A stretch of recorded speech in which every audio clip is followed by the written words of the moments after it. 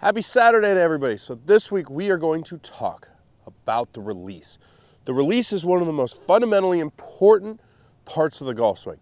We need to find a way to get the club face back to the golf ball square in order to deliver the proper strike every time and get the ball to have a reliable pattern.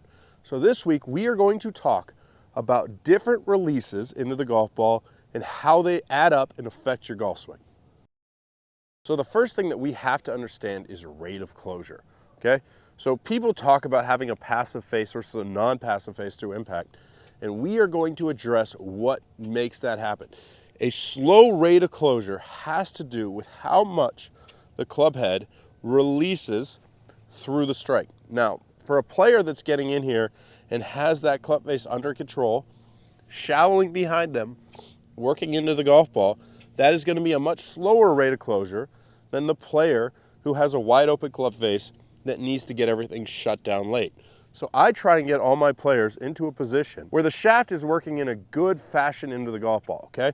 If it's falling behind us properly and our chest is rotating, that's going to allow us to just work around the corner and we're not going to have the same rate of closure. Now, if you think about it, every club face is going to have to, from this position at the top, close somewhat in order to get down to the golf ball. So one of the release patterns that we look at was what I call the vertical release pattern. Now, this is for the player that gets up here and pulls their arms more down, okay? Now, this is a more traditional look. It's an old school look when you're talking about the release. Now, this release pattern is going to involve having a higher rate of closure than most other golfers that I teach would have. But it's fine if you learn how to do it. So the goal is, when you get down here, get the club head somewhere behind the hands. You'll generally see the toe more up. Now, some players curl down into that golf ball and get their chest rotating, while others will feel that their arms flip through that hitting area, which would look something like that. Now, it's a perfectly functional way to hit a golf ball if you can learn how to time all those elements up to put a proper strike on it. Now, this is where you see the old school toe up drill come into play. It's a common release that was taught for years and years and years versus the more new school rotary release pattern. Now, if you're going to have a more rotary release pattern, which is the pattern that I teach most of my younger players, I really like it. I think it allows you to really truly use the ground to produce speed. You're going to need to sync up your body and your arms. Now, if you're on the more vertical side, you can get away with just pulling the shaft down, putting it in position, and releasing your arms and your hands through impact to try and catch up. That's perfectly okay. You're going to notice that the body has more stall when you're doing that. When I get into the strike with the vertical pattern, my chest is pretty level. Now, if I'm doing the more rotary movement, you're going to notice that my lead shoulder starts to get up and back out of the way, and I'm syncing everything up to where my body puts my arms in position to work through the strike. Now, when we start working this release pattern, we are going to have a much slower rate of closure. We are getting ourselves in position where the club face is releasing down and squaring earlier in transition to put ourselves into the area of the strike where we don't have to take as much effort to get the club face to square through the strike.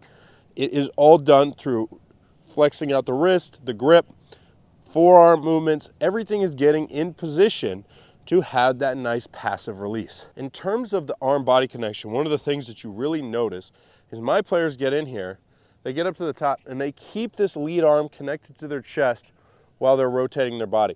This sets us up into a position where we can create a lot of speed, right? We're engaging the ground, we're creating speed with our body, but as we work through the strike, you'll notice that my arm's in tight, and then it flings off through the hitting area, right?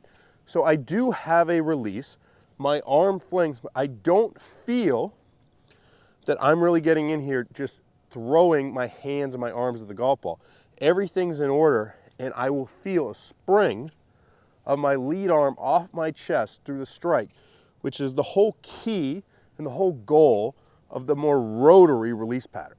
Now, if I'm going to get myself in position to feel that spring and get my chest open, one of the major drivers of that movement is going to be my hips. So one thing I want to feel is that as I start down, I feel like I'm crunching down, getting the lead side more down to the ground. But as I'm working around the corner, my lead side is exploding up, right? That explosion out of the lead side is going to put my trail shoulder in a position where it's moving up and back, right? So I'm controlling all this movement with my lead side.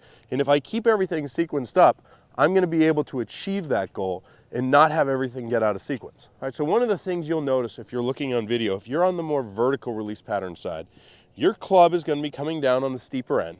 And when it gets here, you'll see that your chest just stalls out, boom. There's no real movement of my chest through the strike, but you'll see my hands and my arms just whipping through the strike area, okay? Now that's fine if that's the pattern you want, but that's something you can spot and you can understand. Now if you're on the more rotary side, you'll notice that through the strike, the club head is being pulled by the lead side of the body through. The lead shoulder is starting to move more up and back through the strike. Now, if you see that, you know you're on the more rotary release pattern side.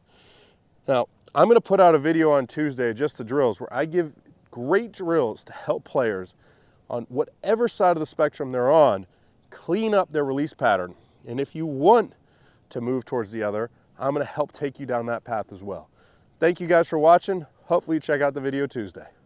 Hey guys, if you like this video, please like and comment. I come out with new content every Saturday, Sunday, Tuesday, and Thursday. Thanks a lot, you guys.